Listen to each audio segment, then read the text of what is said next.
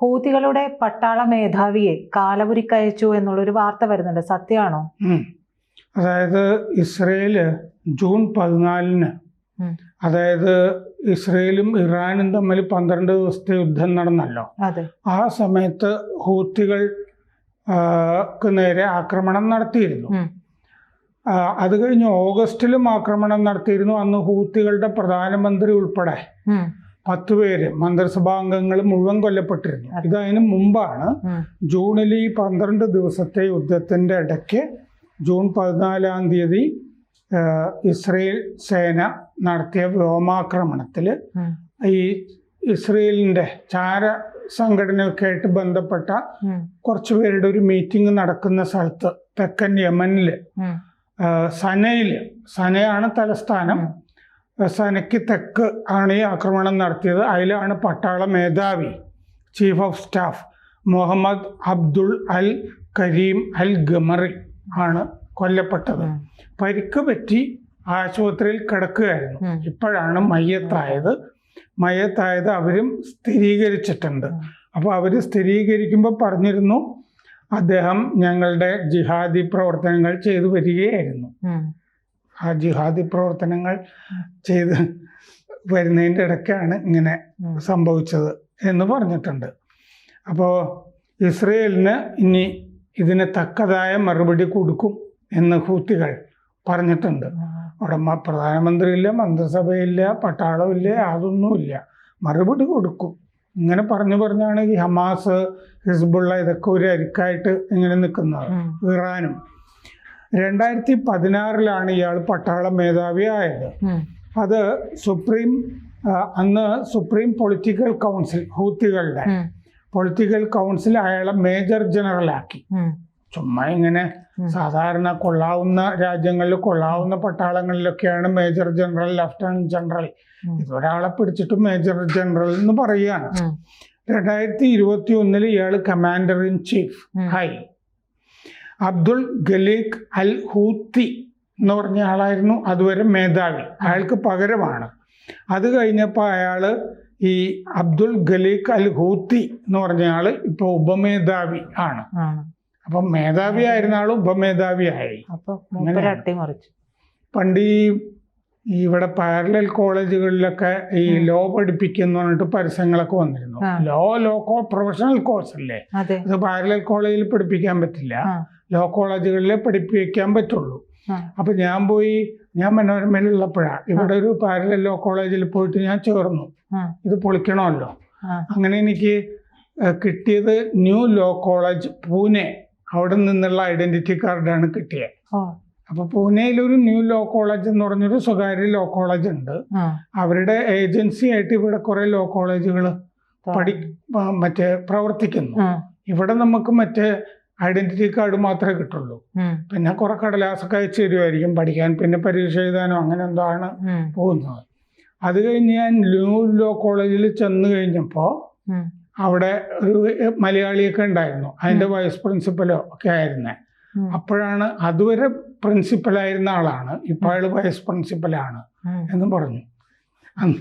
അന്ന് ഞാനിത് കോട്ടയത്തേക്ക് പൂനെന്ന് ഈ വാർത്ത വായിച്ച് കൊടുക്കുമ്പോൾ അന്ന് തോമസ് ജേക്കബ് തന്നെയാണ് രാവിലെ ഇത് എഴുതിയെടുത്തത്. രാവിലെ ഓഫീസിൽ വരുന്ന അദ്ദേഹം ആയതുകൊണ്ട് ഇത് കേട്ടോടനെ അദ്ദേഹം പൊട്ടിച്ചിരിച്ചു. അതുവരെ പ്രിൻസിപ്പലായിരുന്ന ആൾ ഇപ്പോൾ വൈസ് പ്രിൻസിപ്പലാണ് എന്ന് പറഞ്ഞ പോലെ.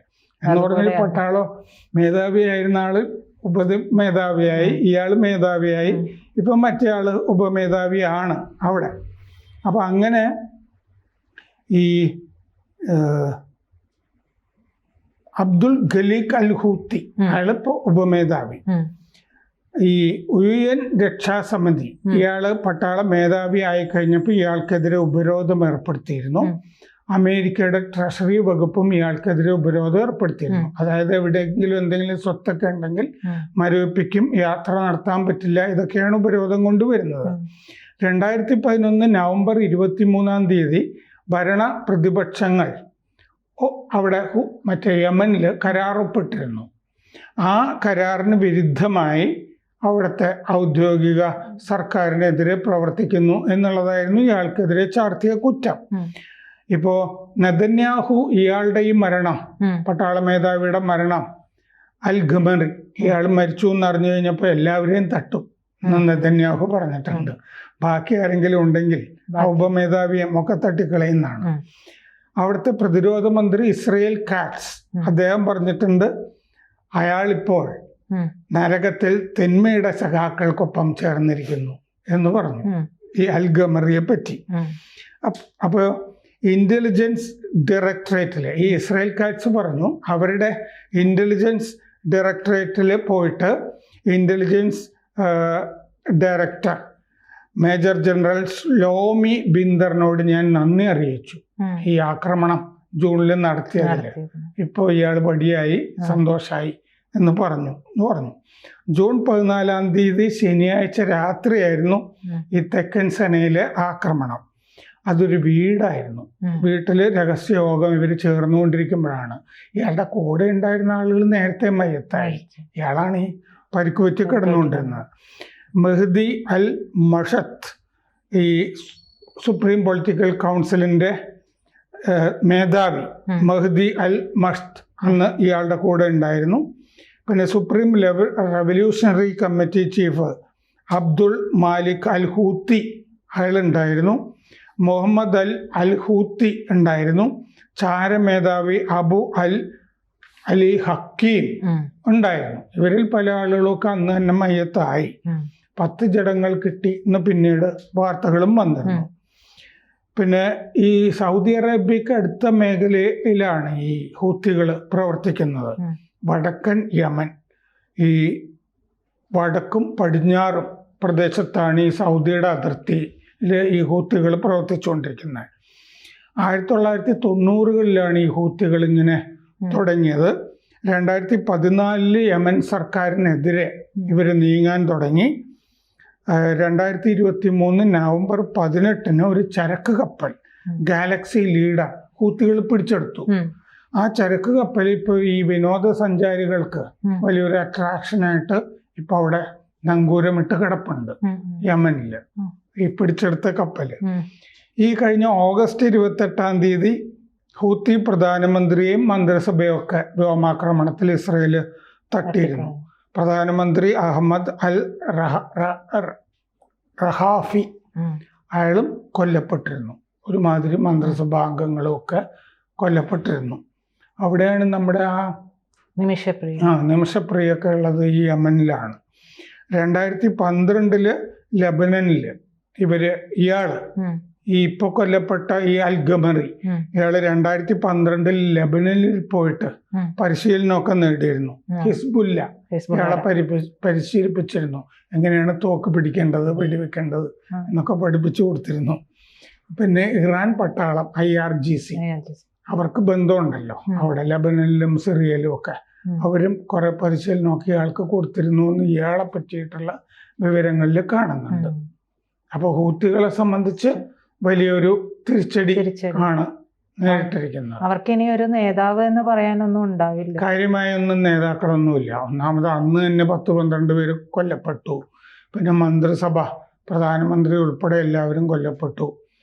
പലതവണ അവിടെ അമേരിക്കയും ആക്രമണങ്ങൾ നടത്തി. പിന്നെ അൽ ഹുദൈദ എന്ന് പറഞ്ഞ തുറമുഖത്തിൽ ആക്രമണം നടത്തി.